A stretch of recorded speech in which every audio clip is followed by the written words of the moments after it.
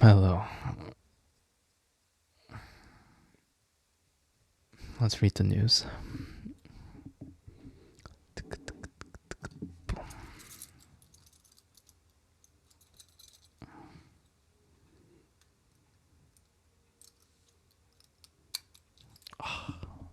Feels the best. I love bracelets. I can't believe I haven't worn these in a long time, so it feels a little weird to be doing it on a video, but what can you do? I want to wear them. Oh, this is not the mouse for the laptop.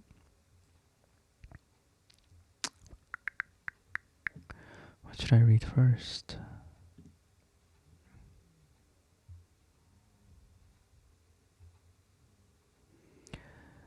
The big read. Can anyone stop Elon Musk's hostile takeover of the US government?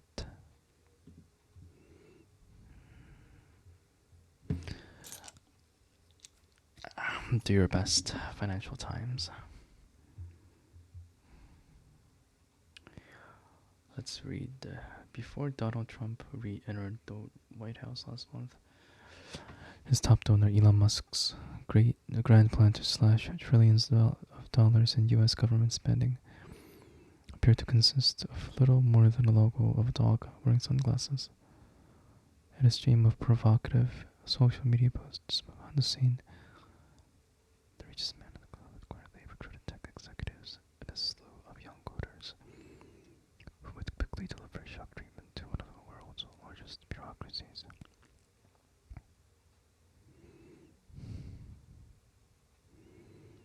An entire 40 billion agency, USAID,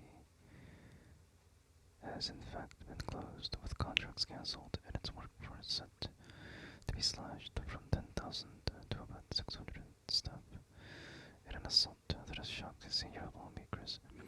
Doge staffers have begun auditing trillions of dollars worth of remittances, had access to social security numbers, bank account details, and even health records of U.S. citizens.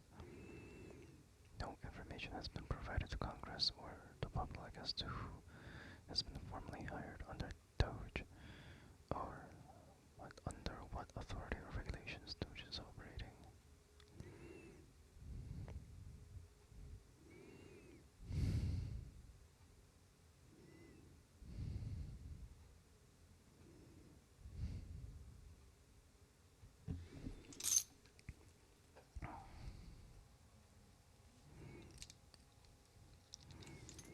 We don't have a fourth branch of government.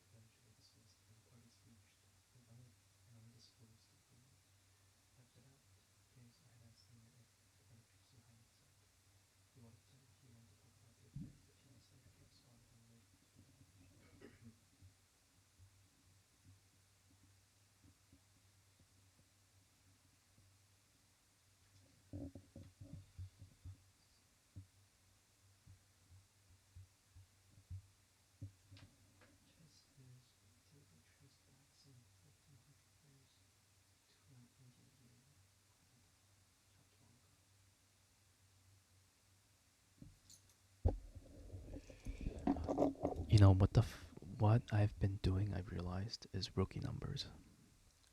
This is rookie numbers. Reading only 3-4 hours a day. That's rookie numbers. I gotta get my number up. I gotta get my concentration up. I think 3 to 4 hours is gonna cut it.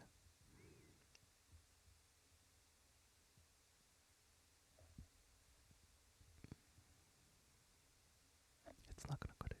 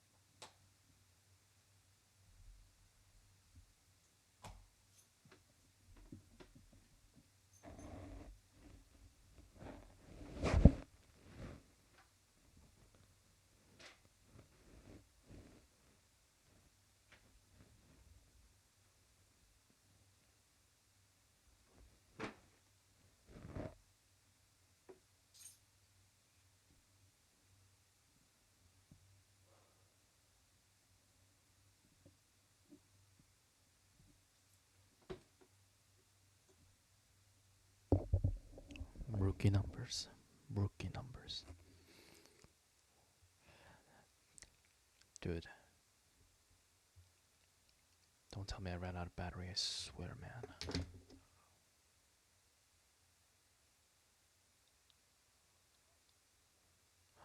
Dude, no way, are you serious?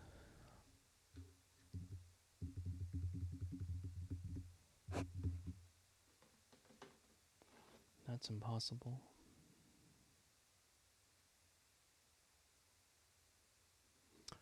Pretty sure I just wanted to die. Oh, come on.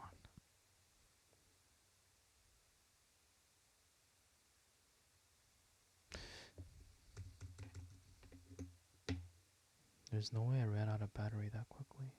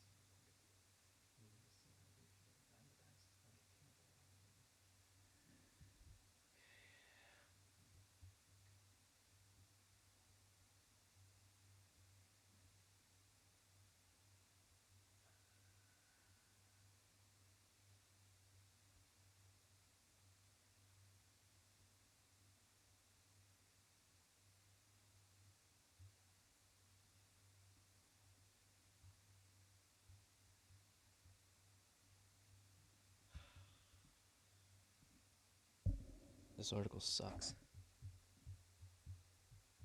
It started out well, but there are a lot of there are some formatting errors.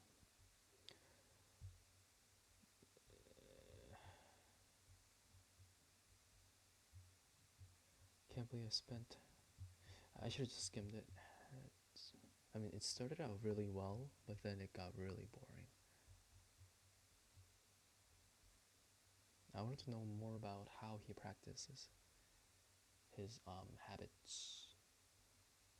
He stayed 4 days in just playing chess. I wanted to know where he gets that focus from. Money is obviously behind it.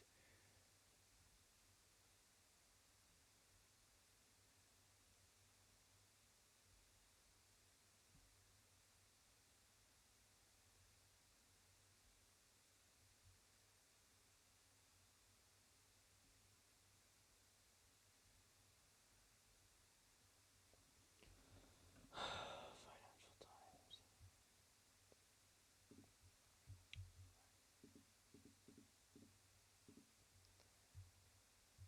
I already got. What was this for? Wall Street Journal.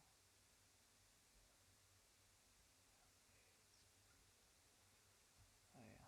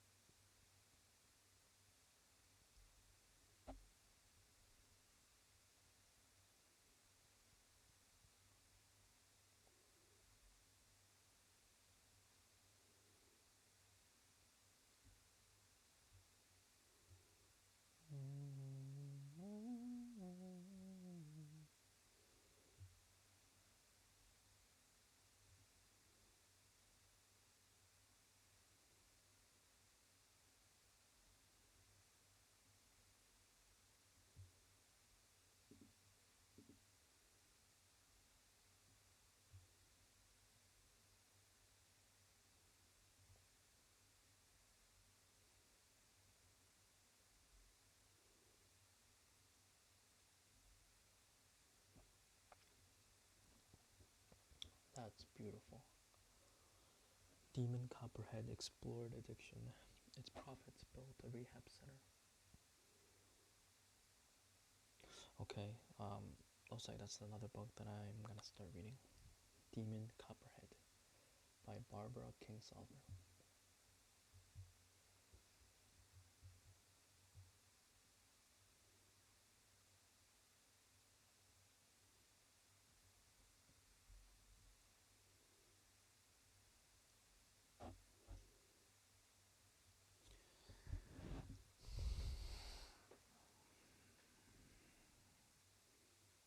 I feel like I'm getting a novel from this place. I'm going to give something back. The 17 royalties from the recovery program for people battling addiction. In a social media post this week, Kingsolver announced that she has founded a recovery house for women in Lee County where the novel is set. The Center Higher Ground Women's Recovery residents will house between 8 to 12 women recovering from drug addiction, offering them a place to stay for a small fee for up to 2 years, as well as counseling and other forms of support, like free community college classes. Kingsolver grew up in rural Kentucky and lives on a farm in Virginia. As someone raised in the region, she said she felt she couldn't ignore the opioid epidemic in her fiction, but she struggled for years with how to write about the issue in a way that would make readers pay attention.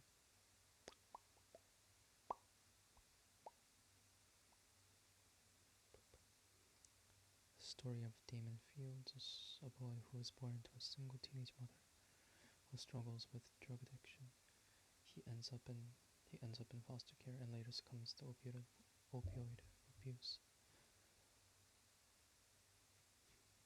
Jesus.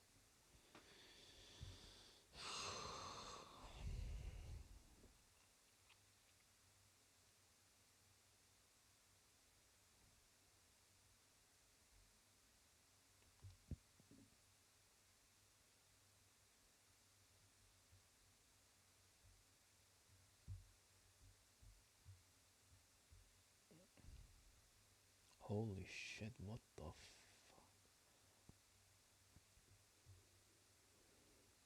The American drug mules smuggling fentanyl into the US. Mexican drug cartels are turning thousands of Americans into fentanyl smugglers, sending an army of couriers who can easily cross between both countries. The teenager practiced driving from his apartment in San Diego down to Tijuana and back on the orders of the criminals he was working for in Mexico. He rehearsed how he would respond to questions from U.S. border officers. He tracked when the drug sniffing dogs took a break. What got in a secret compartment of his car big enough to fit several bricks of fentanyl, and he loaded up for the first time and set the needle on the motor. Gustavo, who was only 19 at the time, began to tremble. At the checkpoint, he steadied himself like he had practiced, and calmly told the border officers that he was just hitting them. He looked at his American passport and waved them through.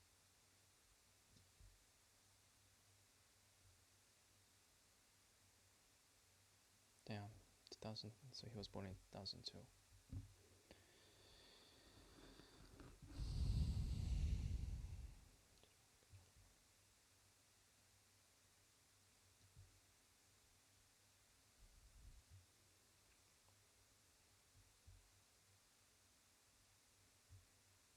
Since 2019, when Mexico moved to China to become the town as a fight of fentanyl, in the United States, cartels are flooding the country with a synthetic opioid. The amount of fentanyl crossing the border has increased tenfold in the past 5 years. Holy shit. Tenfold? Mexico has been the source of almost all of the fentanyl seized by the US law enforcement in recent years. Holy shit, tenfold.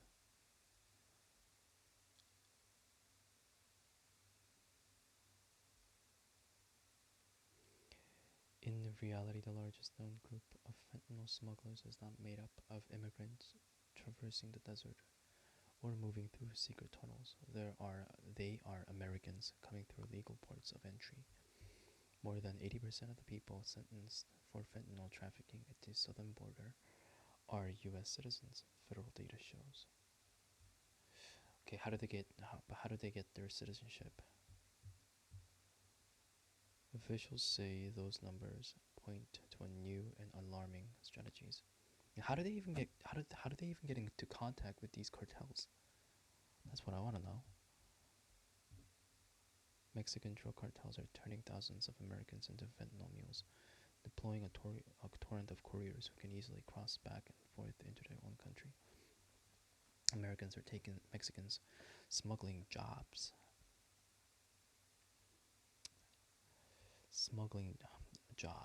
Wow. Said David Beer. Why was the word jobs taking, huh?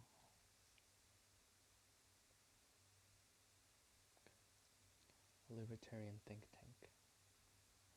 Cartels are really using U.S. citizenship as an asset that they can leverage. Bars, gyms, rehab facilities, trailer parks. These are all places where recruiters have found careers in recent years. Court records show, okay? College football star was lured in by a friend after dropping out of school. A mother raising 3 special needs children took the job while facing eviction.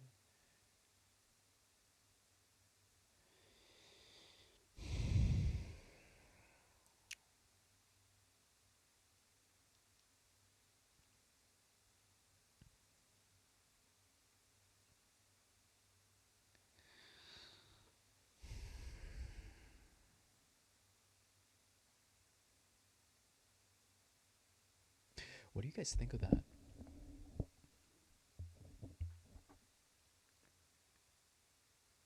And we're talking about, selling drugs that literally ruin people. It's not alcohol, it's not cigarettes, it's literally fentanyl. But the person who took the job, I'm assuming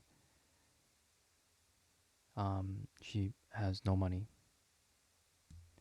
and she's a mother raising three special needs children, and she's facing eviction. What do you guys think of that? Personally speaking, I think the mother is a piece of shit. It's no question. But I want other opinions. I want discussion. Uh, um, I don't know the case why she has three children. And if she's facing eviction, I'm assuming that she is an illegal immigrant. So why are you doing something you are that you know is illegal, that you know is gonna ruin other people's lives potentially? Why are you doing that? Like, why do you need to do something that you know is gonna ruin people's lives?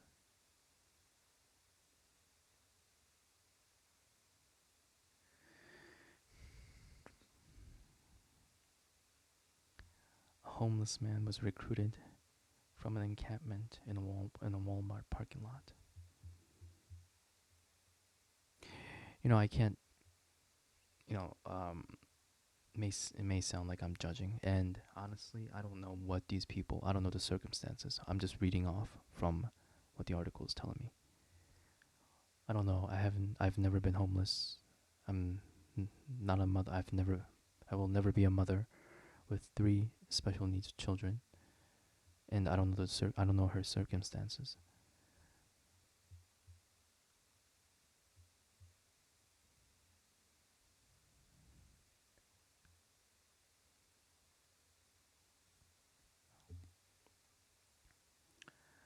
Federal agents uncovered a recruitment network inside more than a dozen San Diego high schools, where from 2016 through 2020 students working on behalf of criminal groups in Mexico persuaded their classmates to cross the border with fentanyl.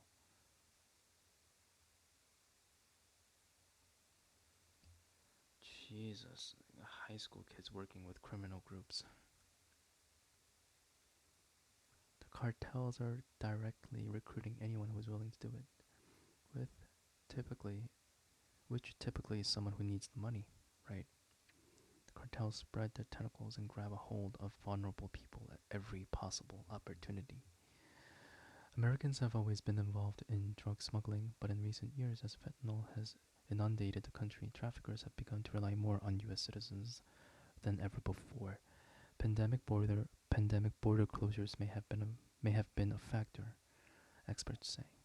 Possibly, cartels depend more on Americans, who were among the few people allowed to cross freely, right? But fentanyl also has unique qualities that make it an ideal product to be moved in compacted packages by individual travelers. It is extraordinarily potent and very easy to make, 100 times more powerful than morphine. Fentanyl can be extremely profitable. Right, very profitable. Meaning a single courier can smuggle lucrative amounts of the drug just by hiding it in their glove compartment or under their clothes. The synthetic opioid is so lethal that you could die from ingesting a couple of milligrams, an amount that fits on the tip of a pencil. In just the past 5 years, fentanyl became the leading cause of death for young adults in the United States. It now kills people. Yeah, they all have families, and kills nearly as many Americans aged 18 to 45 as guns.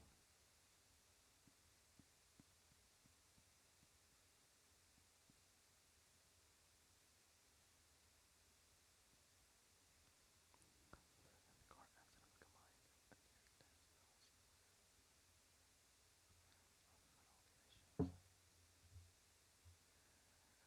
Oh my god.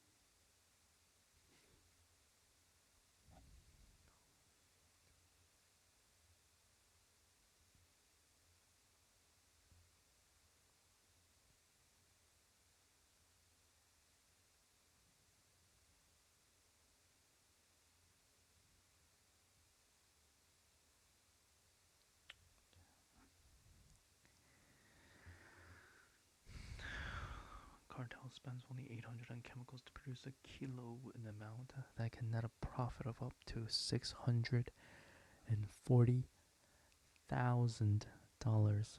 Wow.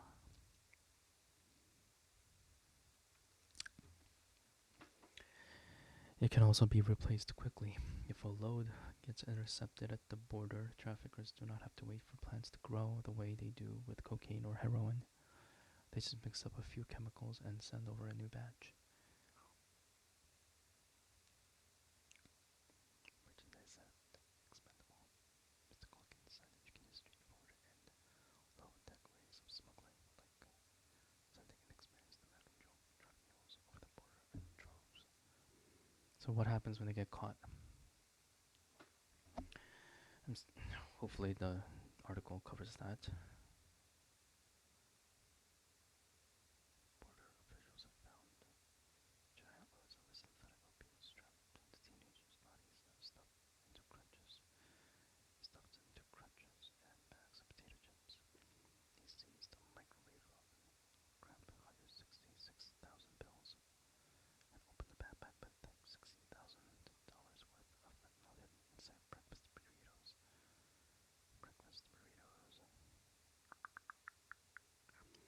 Biden administration has poured resources into trying to stanch the flow of fentanyl into the United States. Reporting record seizures of the drug in recent years, but officials admit that much more could be done. We need more tools, legislation to modernize our customs laws and enhance penalties, and resources like more officers, more technology, and more money to fuel our fight. U.S. Customs and Border Protection's Commissioner Troy A. Miller said in a statement.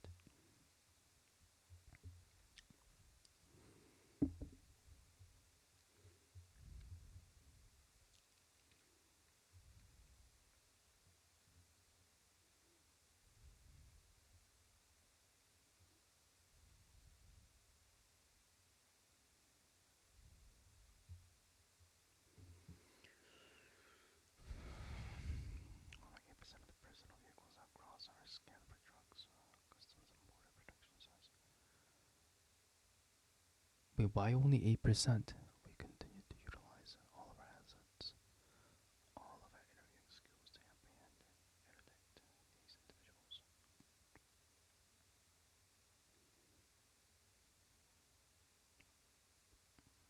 It's a challenge of a cat and mouse game with cartels. They say we are hyper vigilant, focused on certain strategies. They change in a heartbeat. For this account, the Times revealed hundreds of pages of court records and spoke with several Americans convicted of smuggling fentanyl. Their full names are being withheld for fear of reprisals. Right. One woman in a recruitable at a rehab in Los Angeles, where the two struck up a friendship. According to court records and interviews with the woman and her lawyer, the woman, who asked to be identified by her first initial M, said that her friend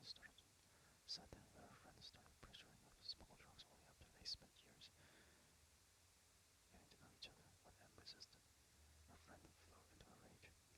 She was like, "I have your address," M says. I'm part of a cartel in Mexico, and we go all around the world. So wherever you go, they were going to find you. Anthony Colombo, the lawyer who defended M after she was detained, said that the recruiter had targeted a vulnerable woman at the rehab center. M was sentenced to 18 months in prison. Cartels look for Americans who are naive as to what they are getting involved in, said Mr. Colombo, who, in addition to a slate of low-income clients, has also represented accused cartel leaders, low-level couriers, he said. Low-level couriers, he said, are going to be intentionally kept in the dark because if they're caught, they don't know anything.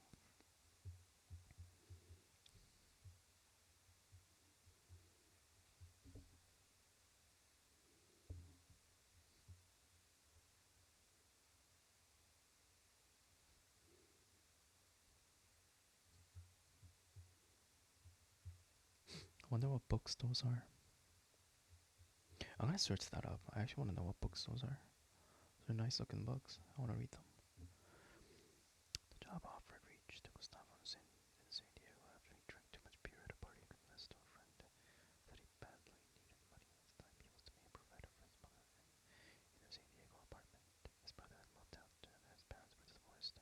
Gustavo was working at a grocery store but struggled to pay the bills. I wanted to be a boss, he told his friend that night. This job isn't feeding me and my mom. After a few days, his friend called him and he said he knew an old guy in Tijuana who had a job available and was always at the same bar right across the border. Gustavo did not ask what kind of work. When he got to the bar a few Sundays later, Gustavo said he spotted a middle-aged man wearing designer clothes and surrounded by beer and women. Gustavo introduced himself, and after the two exchanged pleasantries, the man took a thick line of cash out of his pocket. If you really want to work, Gustavo recalled the man saying, then here you go. Gustavo said he barely considered what he might be getting himself into. He had never seen that much money before he took the job. The drivers are interchangeable and disposable to the people at the top of the food chain, said Keith Whitman, the lawyer who represented Gustavo. If someone says no today, they'll find someone else. Cartel operatives directly interacting with couriers like Gustavo were often several layers removed from cartel leaders, officials say.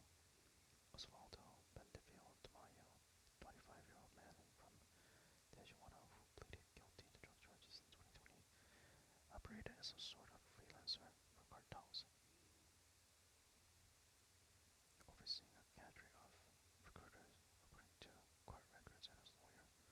He used Snapchat to talk to recruiters about identifying American students who regularly crossed from Tijuana to San Diego. One recruit was only 15 years old. Through his lawyer, Mr. Mendifil Tomeo, declined to comment.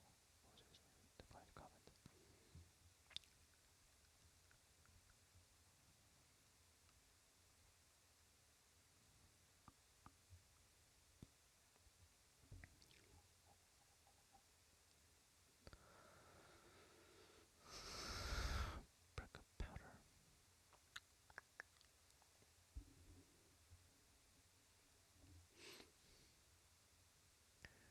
Recruiters bitch will pay you anywhere from 1,000 to 10,000 for a few hours of low-risk work.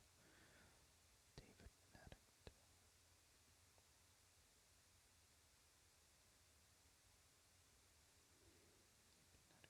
He said he drove through the border with drugs every day for 3 months before he was apprehended by the authorities. Every day for 3 months. So what?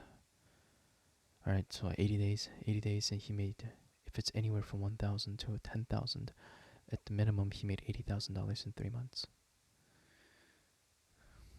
The money is not important. That means he distributed that much. God knows how much he carried every day before he was apprehended by the authorities. Sometimes when he went to pick up a load from a stash house in Tijuana, he said he would find 4 or 5 other Americans already there, waiting for drugs to be strapped to their bodies.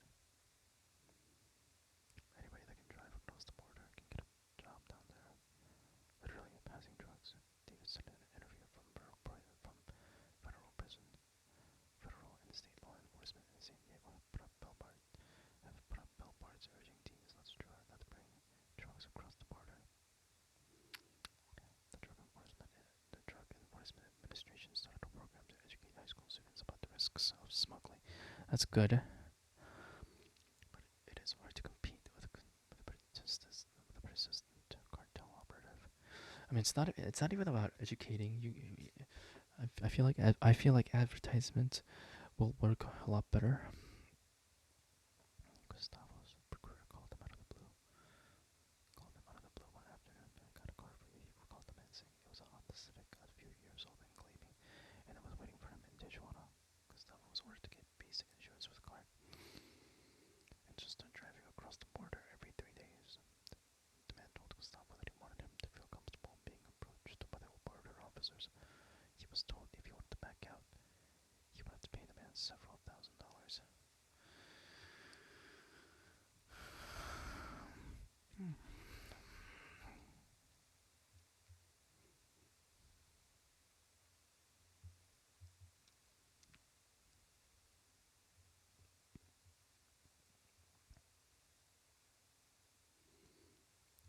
stop a smuggler drugs for the first time he left the car in a parking lot near the highway in San Diego. He came back a few hours later to find more than $6,000 stuffed in a glove box.